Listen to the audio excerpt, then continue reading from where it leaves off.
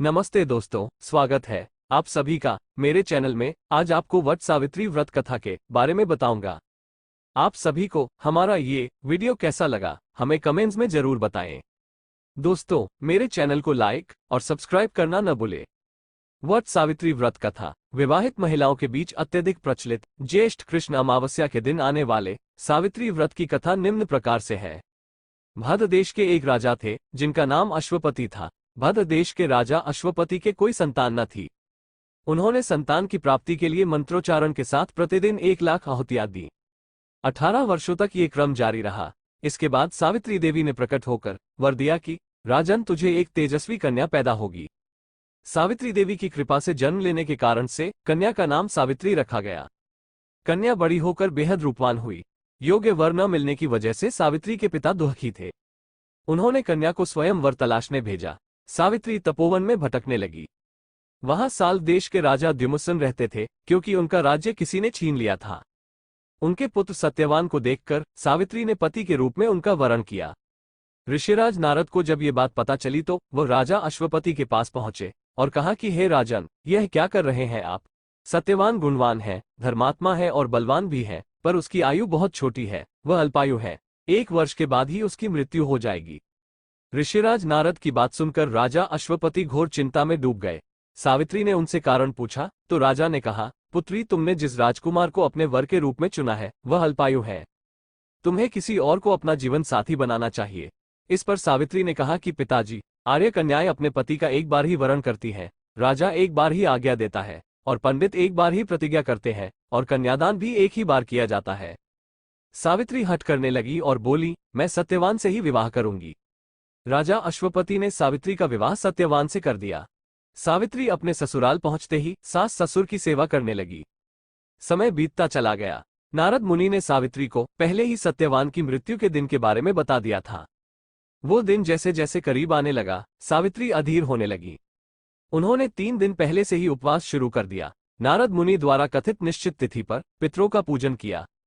हर दिन की तरह सत्यवान उस दिन भी लकड़ी काटने जंगल चले गए। साथ में सावित्री भी गई। जंगल में पहुंचकर सत्यवान लकड़ी काटने के लिए एक पेड़ पर चढ़ गए। तभी उसके सिर में तेज दर्द होने लगा। दर्द से व्याकुल सत्यवान पेड़ से नीचे उतर गए। सावित्री अपना भविष्य समझ गई। सत्यवान के सिर को गोद में रखकर सावित्री सत्यवान का सिर सहलाने लगी। तभी वहां यमराज आते दिखे। यमराज अपने साथ सत्यवान को ले जाने लगे। सावित्री भी उनके पीछे पीछे चल पड़ी। यमराज ने सावित्री को समझाने की कोशिश की कि यही विधि का विधान है, लेकिन सावित्री नहीं मानी।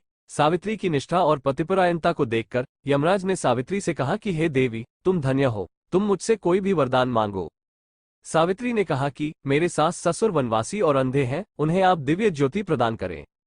यमराज ने कहा, ऐसा ही होगा, जाओ अब लौट जाओ। लेकिन सावित्री अपने पति सत्यवान के पीछे पीछे चलती रही। यमराज ने कहा, देवी तुम वापस जाओ। सावित्री ने कहा, भगवान, मुझे अपने पतिदेव के पीछे पीछे चलने में कोई परेशानी नहीं है। पति के पीछे चलना मेरा कर्तव्य है। ये सुनकर उन्होंने फिर से उसे एक और वर मांगने के लिए कहा। सावित्री बोली, हमारे ससुर का राज्य छिन गया है, उसे पुनः वापस दिला दें। यमराज ने सावित्री को यह वरदान भी दे दिया और कहा, अब तुम लौट जाओ।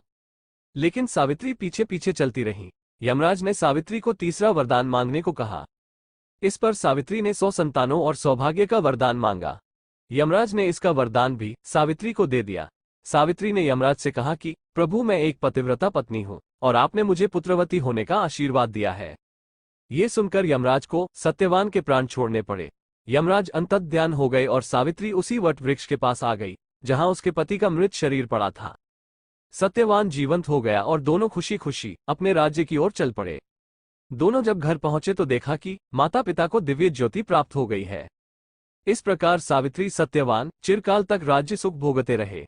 अतः पतिव्रता सावित्री के अनुरूप ही प्रथम अपने सास ससुर का उचित पूजन करने के साथ ही अन्य विधियों को प्रारंभ करें। वट सावित्री व्रत करने और इस कथा को सुनने से उपवास के वैवाहिक जीवन या जीवन साथी की आयु पर किसी प्रकार का कोई संकट आया भी हो तो वो टल जाता है।